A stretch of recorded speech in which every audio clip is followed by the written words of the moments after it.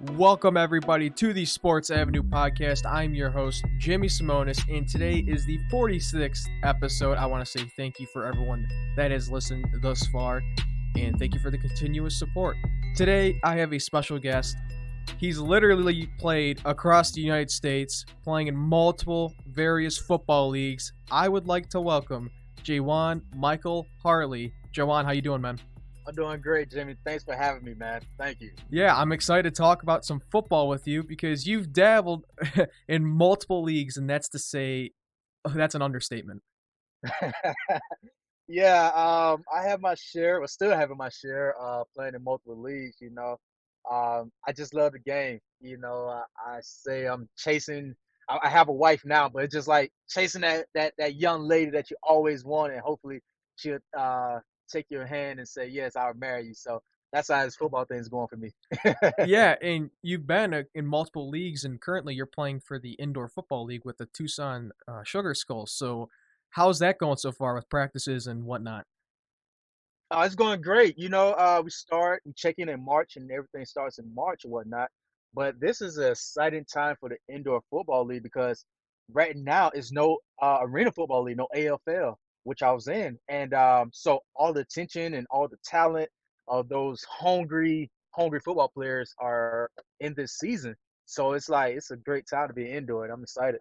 Yeah, and how did you end up from going from into the IFL? Well, it pretty much started back before I signed with the Buffalo Bills. I signed with an indoor team then, expansion team, Bemidji Axemen. I didn't play that year, but I signed with them because I needed some film.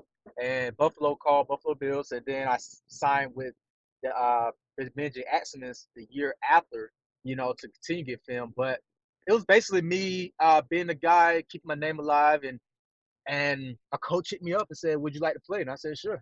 Awesome, but let's take it all the way back and talk about how did you grow up playing football and what was your journey like?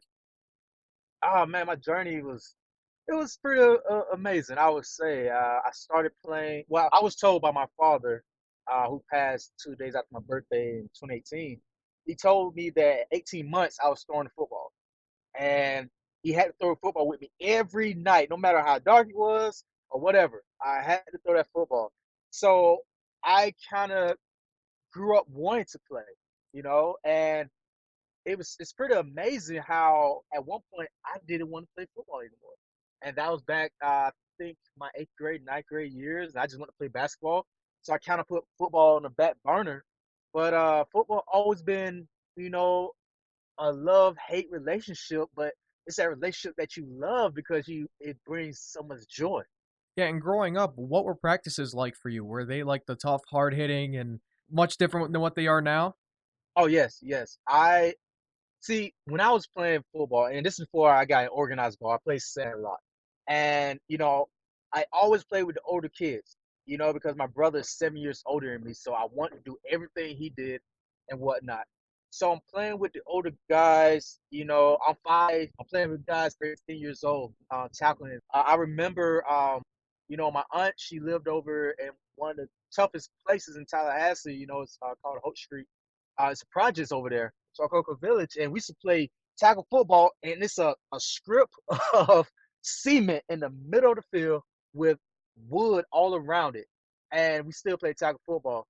And that toughness went into me playing, coming up at Florida State, going to one of the roughest schools in Tallahassee, just being tough. Never want to be considered an untough football player. So, yeah, that's how I came up in it. So, what positions did you play growing up? Did you play as a defensive back slash linebacker, or was this something you kind of just developed over time? This was developed. I played quarterback, and believe it or not, man, quarterback was my thing. I came out of high school maybe 5 years later. I would still be a quarterback, simply because I was a dual threat. I could throw the ball left or right hand. My speed always had speed. I was fortunate with that because my mom and dad, track stars in high school, and quarterback was my thing. It just as I got, my junior senior year, nobody's looking for at that time I was what 5'10" and a half, 6 foot. Nobody's looking for a quarterback like that at that time big time school. So of course I converted to safety and DB and went from there. And what did you think was the benefits of being a safety or converting to safety from being a quarterback? Because obviously, being a quarterback, you had to read defenses, so that it had to help you in terms of switching to a defensive position. Oh yeah, it made it so much easier because I knew the pre-read. I knew in certain formations this is what's going to happen. I knew a quarterback little tricks of the trade. The way you turn your shoulders. You just use your eyes to move the DB or defender somewhere, but your shoulders always going to tell the defender where the ball is going to go. So it helped me a lot. It put me in great position, and it still carries over to this day because I played quarterback so long that it's instilled in me how to play the position, how to manipulate defenses, and I just use it on the defensive side now. And who helped you grow as a quarterback? Well, my dad was a big fan of Charlie Ward. He loved Charlie Ward. Charlie Ward was basically his favorite quarterback. As a groomer, I was self-taught a lot of things. We didn't have any coaches to teach me the position or anything like that. It's basically a raw talent. And that's pretty much my story. My story is basically a raw talent. I didn't really develop the fundamentals of footwork and etc. As I needed to as a professional until I got to Buffalo. And then I honed that skill to now. I was always that guy that's self-taught, pay attention to everything, but self-taught on everything. So, what was your experience like during high school? Because your coaches had to help you in some way, right? See, the thing is, man, like I said, I came from one of the toughest schools in Tallahassee. Uh, it's a lot of opportunities that we do not receive. It was times when we didn't have a head coach. Players had to step in. We stepped in as leaders to be coaches and host workouts, get the team together, study hall. Uh, we had it pretty tough. I remember one year, I want to say it's my sophomore year. We didn't have a head coach until 2 weeks before the season started. And then we had a transaction. I believe going to my senior year, if I'm not mistaken, that we didn't have a head coach until almost spring football time. So during that time in high school, I stepped up as a leader, and my recruiting was based off just me. I went to a camp. I take that back. I went to Florida State camp. My dad said you need to go to a camp. I didn't want to go, and I ran an awesome 4.3 in high school. And this is after having summer workouts, and that helped me get recruited. But also, I used that to help my teammates get recruited as well. Wow. And how did the team get closer without the head coach, or how did that dynamic work? Because there are very few instances where I've ever heard something like that happen. Yes, we are close to this day. We talk to just about everybody that was on that team. We communicate within a month span. Some people I talk to, some of my teammates I talk to them every day. Some I talk to within a month. A month do not go by without us communicating some type of way. That's how close we are. When one of us down, we always find a way to pick each other up. That experience brought us together, and we are truly a brotherhood. How did you and your teammates overcome that negativity? Those I guess those other avenues where you could have went down a negative path, but you guys stuck to your plan and continued to focus on football. Um, It was tough. We just kept each other lifted. A lot of guys, I promise you, as I look back, I'm like, man, I wish he had a better opportunity. Like you said, it's only so much a player could do for his teammate. But it's like, wow, if we had these coaches here, what could happen? A couple of my teammates after high school, they went to college, but they still went down the wrong path because of the opportunity. Some didn't make it to college, some end up going the wrong path, but now on a straight path and teaching those that's coming up now at our school, how to stay focused or whatnot. But it was tough, man. It was tough. We just had to, you know, keep our weakest link strong and make our weak link strong and our strong link stronger. And how did your teams do those when you were in high school? Were you guys good? Oh man, you could ask anybody. We always had the best talent. However, we did not have the coaching. That was sad. Teams knew that it's going to be a great game, but we're going to get out coached, and that's what eventually happened. I remember in the locker room, we told coaches, because as a kid, we loved football. We played football, video, Sure. just loved it. And we'll tell coaches. I remember one game that we played. It was my senior year. It was 14-0. We down 0, but this is Lincoln High. We Rikers High, and Lincoln is like the top school. And we told them, hey, coach, at halftime, we told them we need to make this adjustment. And our coaches told us, you guys are players. We've been around this longer than you guys. Shut up and do what we say. And that score went from 14-0 to I believe like 30 something to 0 within the third quarter. It was crazy.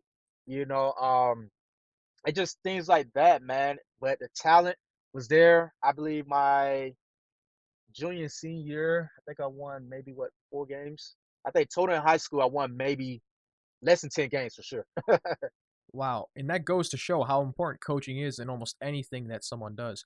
And how for you, how did you when did you start seeing coaching become an important part of your life? Because growing up, most people have coaches. You really didn't get that until probably in college, right? Yes, yes. That's what I'm saying. A true late bloomer. I am a late bloomer. Like I have basically no miles on me technically, but I am a late bloomer because like you hearing, everything has to be self-taught.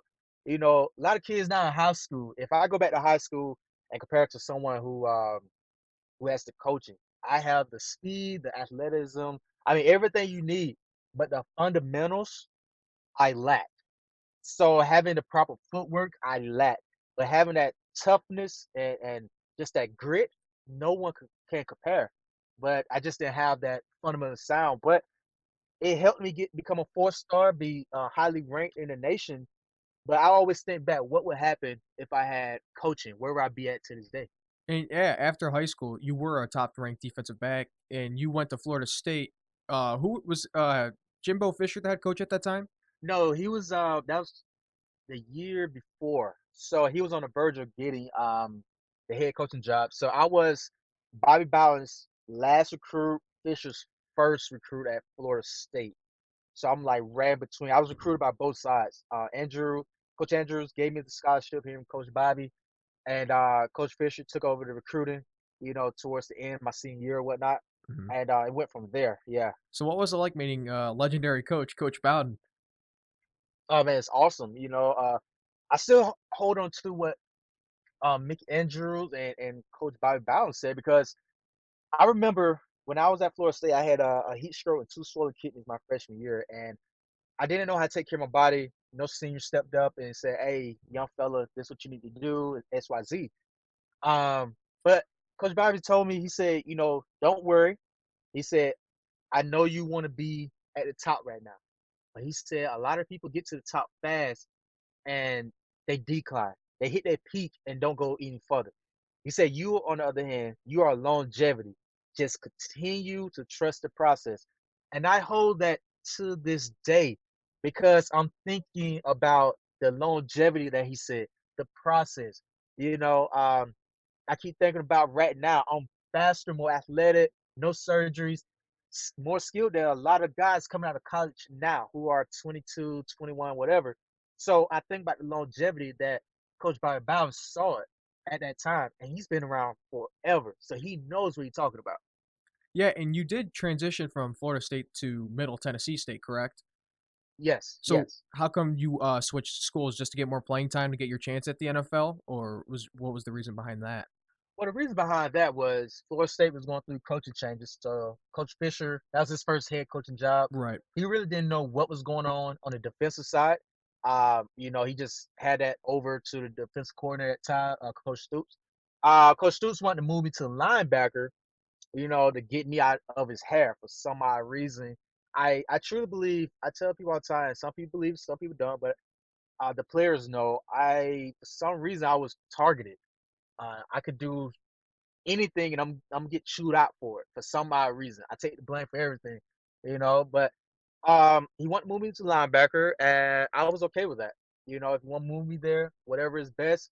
However, I asked for a red shirt so I could gain the weight correctly and, master that position. I played Mike linebacker, Sam linebacker, and Will linebacker, but I knew I need to get my size there and they was throwing weight on me too fast and I just couldn't move correctly. So I transferred to Middle Tennessee so that I could just continue to play defensive back and safety and go from there. Since I wasn't gonna get a red shirt at Florida State, I get a red shirt at Middle Tennessee. And what was that transition like for you? Because you were going from a team and a coach that was legendary, iconic, to a smaller program that's in the Sun Belt, not as familiar to some people. How did you, I guess, control your own destiny in that sense? It was tough. I thought things was worse, well, pretty bad at Florida State, but when I got to Middle Tennessee, it was worse. I had a coach, my secondary coach, tell me after I won outstanding performance in spring, the way I played, what I learned at Florida State, all that. He told me, "You're gonna play my way. I'm gonna break you." That was his mission to break me so I could play how he wants me to play. After I just won this outstanding award in the spring, and my one season that I played after my redshirt year, I I started 8 games. However, I never finished the entire game. Like I participated in 12 games, you know, but I was so determined to get my numbers that I finished with 74 tackles, 3 interceptions, uh, a forced fumble, and a fumble recovery. And that just showed me that no matter what goes on, I'm going to stay focused and I'm continue to fight and get what I feel like I deserve. You know, it was times when I won Sunbelt Player of the Week, Sunbelt Player of the Week. Tennessee, the state of Tennessee gave me awards. Um, I'm recognized all over, defensive back awards that they give collegiate players, and I wasn't recognized that by my coaches. They consider me a weak link. And I remember in a team meeting that when I did win an award, it wasn't celebrated like everyone else. It wasn't celebrated, you know. And I was like, this is not right. I give another instance when I turned my ankle. I'm expecting to get great treatment, or whatnot. But for some reason, other guys were getting boots. Only thing I was suggested to get was a shot, a cortisone shot. That's I told myself I wouldn't get one, and I did end up getting one. And that's something I wish I didn't, But I did it because I knew that that coach wanted to play who he wanted to play, and I didn't have anyone on my side vouching for me. The coach that brought me in, he was no longer there anymore. So I knew what time it was because I experienced it at Florida State, and I experienced it again at Middle Tennessee, like it's deja vu.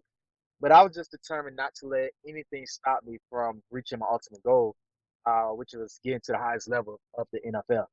Okay, I was about to ask you why were these coaches treating you like crap when you transferred there? Then you said that the coach that wanted you to go left. You said right. Yes, he left. He went to another school for certain situations. But a lot of guys, a lot of coaches, they play who they want to play.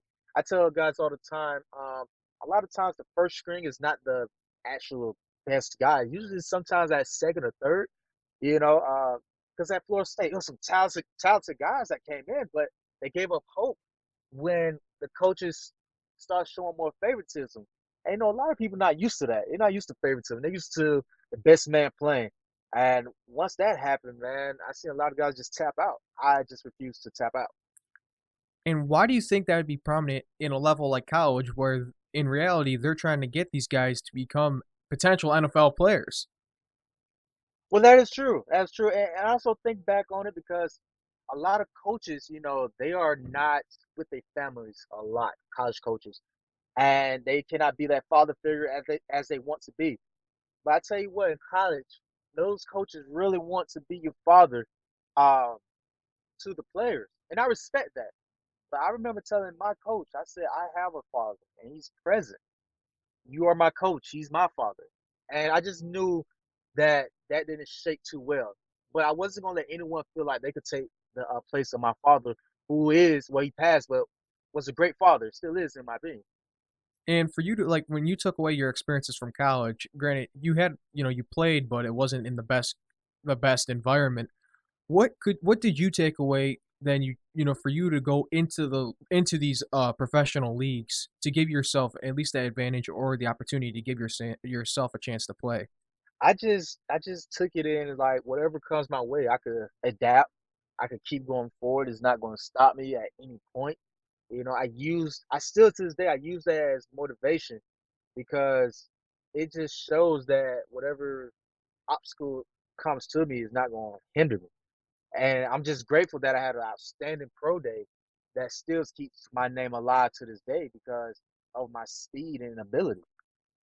And with your mentality, how did you develop this mentality of just continuing to not stop? Because very few people have that mentality, and those are often the people that are successful. I truly believe it was awakened in college and even more so as time goes by to present day. But I feel like it's something I was born with. I always was told that if it was something that I couldn't do at that time as a little kid, I was going to figure it out. I wasn't gonna stop till I figured it out, and that is what I am to this day. I don't stop until I figure it out or I accomplish it, or whatnot. So I just feel like it's something I was born with. It's a gift, but I also believe that everyone has it. The gift is believing you have it and tapping into your inner greatness and just continue to keep pushing because we all have what it takes to succeed inside of us. And with that mentality, you took yourself into the professional environment and explained how this journey's been for you because when I was looking at the amount of teams you've been on, like I said, you have literally played in I think almost every possible league there possibly is in this world when it comes to American football. Oh man, yes. It just started back. I remember when I went to Seattle rookie minicamp. I was like, yes, I'm gonna get signed. I'm gonna work my way to get signed. But they already had a guy that they was interested in at safety. That it don't matter how good we was gonna be. They already had this guy that was gonna sign as a free agent. So I just used that as a marketing tool to say, well, I was bought in for Seattle rookie minicamp. And I remember that whole summer after the draft and after the rookie minicamp, I'm working out and I just actually kind of gave up in a way. And my dad said, he got me and said, get your butt out this bed. And we went to the track and we started working these track workouts, these 200s, which I still do to this day. And that's when the 49ers called, said, we're gonna put you on a short list.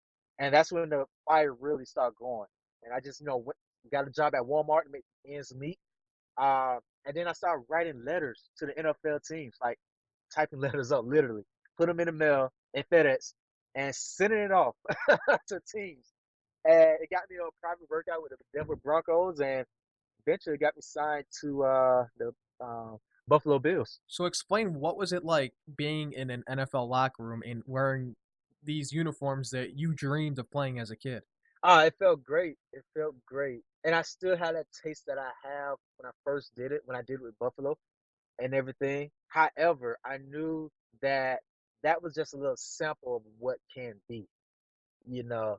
And what drives me now is I know what can be, and that's what keeps me going to this day. And who, So it's just amazing feeling to just put on that uniform, see your name on the back, and like, wow, it's really paying off. and who were some players for you that were some mentors or coaches in that matter that were able to kind of start guiding you into the right direction to continue playing at the professional level? I would definitely say two coaches that stands out right now, and I'm gonna say Coach Donnie Henderson, which was the defensive back coach at Buffalo at the time. I stay in contact with him. He told me, man, you have what it takes. Don't let nobody tell you you don't. And he the one told me to keep hustling to get back into the NFL. He said, whatever you gotta do, don't you stop. So Coach Donnie Henderson, and then also my present coach now, Coach Dixie Wooten, um, head coach with the Tuscan Sugar Skulls.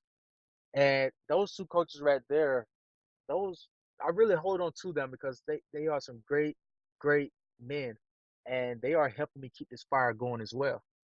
And talk about, I guess, the how you have adapted to playing in multiple leagues from getting your trout with the CFL to the NFL and all these indoor leagues because they're all different in their own unique ways, and it has to be difficult as a defensive player, especially trying to adjust. Uh, at the end of the day, it's football. Everything comes down to football. You play your leverage. Everyone has cover one. Everybody has cover two and three, man to man. It's just all about leverage and honing your leverage and just doing your job. I'm thankful that I did go through all of these leagues NFL, CFL, all the arenas. Because when I came out for college, you know, for the draft, when I got signed to Buffalo, a scout came to me and told me that you was thrown under the bus. My college coaches told me, oh, told scouts that I was very athletic, but I have no IQ. So it's just proving their theory wrong that everything that the college coaches said about me was false because you have to have an IQ to learn how to adapt and stuff, and how to place coverages and whatnot. And so it's just been a great experience and it's helping me out more than people could think. And I do want to touch back into college, and especially with these coaches. Is this happen more often? Is it just you, or does this happen more often to players than people realize? Oh man, it goes on. It's a lot of players that go through it that that I won't say they're not scared to talk out, but they gave up. So they cannot talk out because they gave up on themselves. They thought they wasn't good enough. They got beat down so much, they got broken to the point that, I'm just gonna, not play anymore. I was so committed to making my dream come true that I dropped out of school. I dropped out of school. And my college coaches told scouts he's a college dropout. However, I went back and got my degree and took some master courses. And my college coaches didn't know I graduated until I called them because I just want to smooth things out. Tell them I have no bad blood towards them. I called all the coaches, let them know. But yeah, I just a lot of players go through this, but they give up on their dream. They give up on themselves because they are broken. They are broken. And I guess what would be some advice besides the kind of the cliche that just to keep going, because they some people just they might not see that light like you did, because for your mentality you didn't want to stop, you couldn't stop because you were obsessed with the process. Yes, the goal is always find out what's happened next.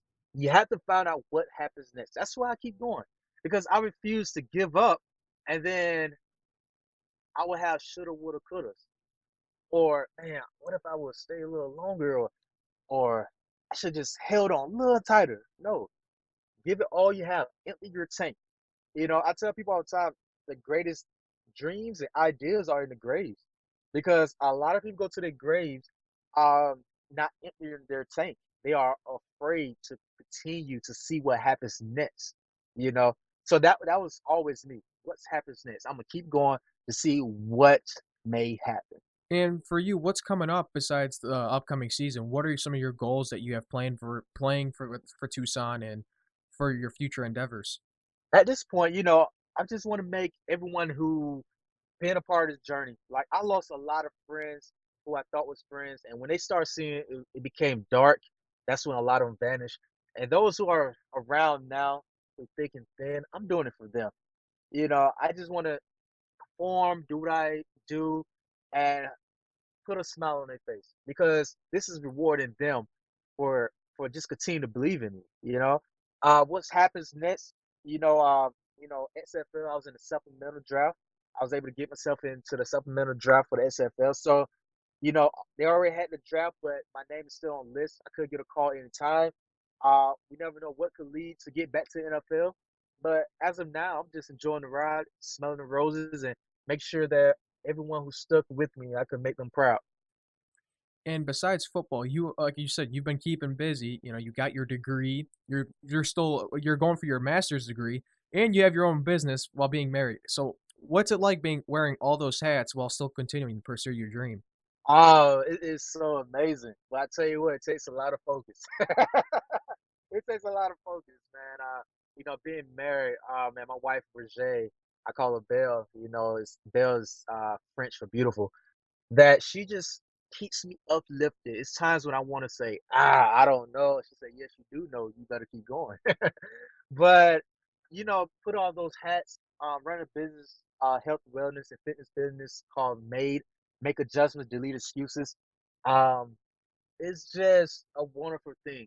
It's helping me out more than anything. It keeps me focused, and it helps me teach others that you can do more than one thing in life. You don't have to be one thing, and that's it. You could be more than a doctor. You could be a doctor and a gardener, or a doctor and a electrician, something like that. But it's helping me teach others that you can walk and chew gum at the same time.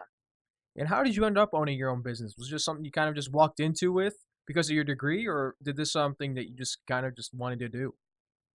No, man, my degree has nothing to do with my business at all. I have a degree in liberal studies, which I didn't know was getting changed. I went to be psychology. That's what I want to be a psychologist. So I went to study that. I didn't realize that the staff, that's part of the coaching staff, the administrators changed my degree. So I was like, wow, y'all changed it to the smallest degree that you could get, liberal studies. So that's another struggle I had to go through, getting my degree changed without me knowing. Um, then on top of that, I just was riding at home in Tallahassee, Florida, going by the hospital, and I realized that it's people dying, it's people that's giving birth, life and death. It's people smiling, it's people that's going through pain. But no matter what, they have to continue life, you know. And that's what made me come up with make adjustments, delete excuses. I cannot have a pity party. I can use that stepping stone or a pity party. And I decided to use my setbacks as stepping stones. And that's when May came about. It helped me get my nutrition better. Um, with CFL, when I went there, my nutrition was terrible. But I had learned how to, become a better nutritionist and whatnot. And it just groomed me for everything I am now. So I just want to make sure the school and the coaching staff changed your degree without your knowledge. I didn't know. I didn't know till they said, "Well, you have 9 credits left." I'm like, "Well, first I was saying, why I'm taking these classes?" I was so focused on ball, and then I started realizing that these classes not making sense. And I looked at it, I was like, well, I have 9 hours left. I might as well keep it going. But yeah, it was changed to liberal studies, man. I did not want that. And, that's why I tell players, no matter what struggles you're going through with playing time, make sure you know what classes that you are taking, you know. But it is what it is. Like I said, it made me who I am. And when I come out, I promise, I already said my goal is to become a doctor. I'm going to get my doctor degree, but I've been through a lot, man. I've been through a lot on and off the field. Yeah, Jawan, I just want to say thank you for taking the time. And if you want to plug in any social media and anything you want to talk about, you're more than welcome to do right now. Yes. You guys, I thank you for listening to this podcast, great podcast with Mr. Jimmy. All social media, uh, Instagram and Twitter, Jajuan, Jajuan, as in Michael, Harley as in Harley Davidson. Snapchat is just the opposite, Harley M Jajuan. You can check out my personal website, www.jajuanharley.com. And if you are interested in any health, fitness, and wellness tips, check out www.made2enhance.com. Jawan, I just want to say thank you for taking the time. And of course, good luck going into this season because you're only a few months away from putting the pads on again. I just want to say good luck to you, and I'll definitely be watching. I thank you so much for having me. I thank you for the love. I thank you for the support. And you keep doing what you're doing. Your dreams are gonna come true. Just keep pushing. See what happens next. Thank you, Jawan. I appreciate it. Thank you for taking the time, and I'll talk to you soon. Everyone, thank you for listening to the Sports Avenue podcast. This has been the 46th episode. Be sure to follow all social media that will be posted in the description below. Have a great week. Have a great weekend. Have a great holiday. And don't forget, the Rover Sports starts here on Sports Avenue.